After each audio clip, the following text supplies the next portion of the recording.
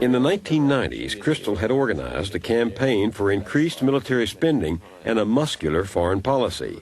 Failed conservative writer Bill Kristol has come out for #NeverSanders. Now, the reason is going to be kind of funny because Bill Kristol has been wrong about everything his entire career. This is somebody who never thought Trump would be able to win. Clearly, he was wrong.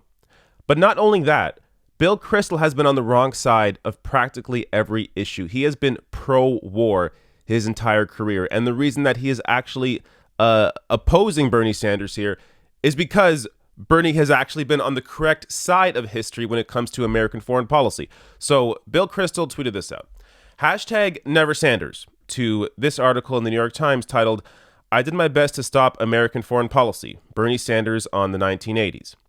So the article goes into Bernie's opposition to the war in Vietnam, America overthrowing governments in Latin America, and of course, Bernie's opposition to the Iraq War, showcasing Bernie's history being on the correct side of all of these issues. Where, but if you actually read the article, they try to, it's sort of an interview with Bernie, and they try to make him look bad, even though he's been on the right side of all of these issues.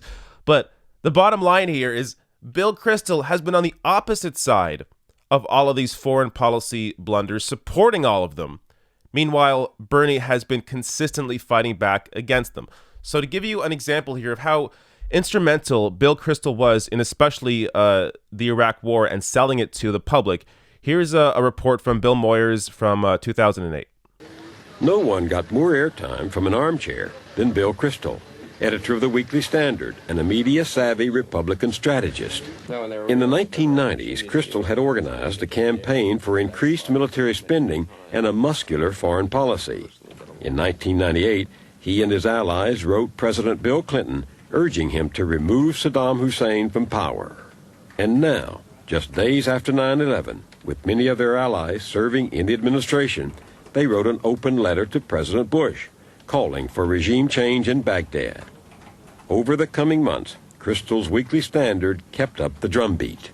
What are the consequences if the U.S. does not finish off Saddam Hussein as the second step in the war on terrorism?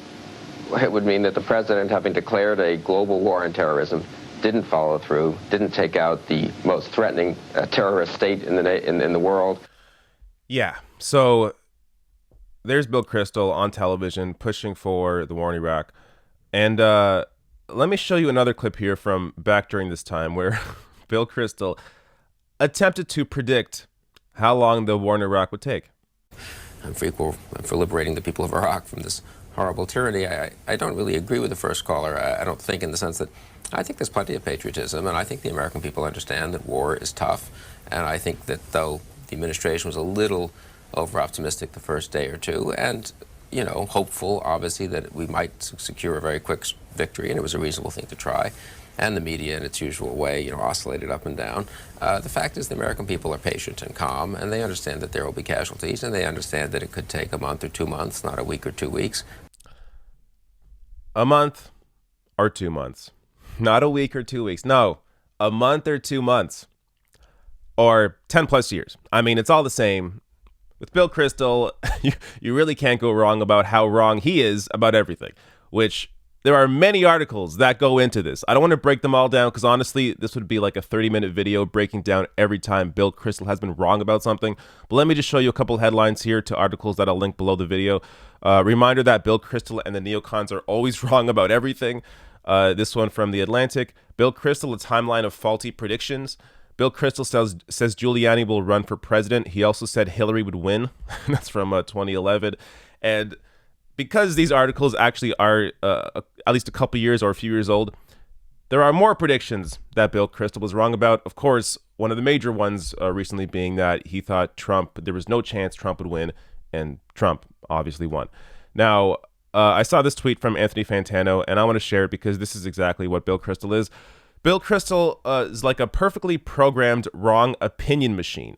The consistency is stunning. So this is a situation where I'm actually, we should all be glad that Bill Kristol is never Sanders. Because Bill Kristol has been wrong about everything, I think Bill Kristol's prediction here of never Sanders, or at least his support of being for anybody but Sanders, is actually a very good indication that there is a strong chance that Bernie will actually become president. Now, Bernie responded to Bill Kristol surprisingly. So in the past, Bernie hasn't really been as, I guess, forceful in his attacking or his attempts to go after people that go after him.